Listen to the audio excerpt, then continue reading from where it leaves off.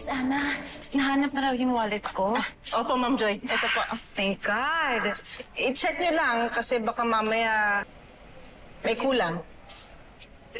Looks like everything's here. Sino pa lang nakapulot? Ako ho, ma'am. Lumapit ka na. Hi. Nakausap mo. Thank you.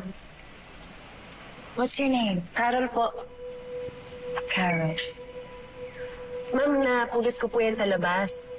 Malamang ho, nahulog niyo po. Siguro nung bumaba ako ng kotse. Clumsy me. Here. Please take your science. Ma'am, hindi ho. Please, Okay lang ho. tanggapin mo to. It's my way of saying thank you. It's the least I could do.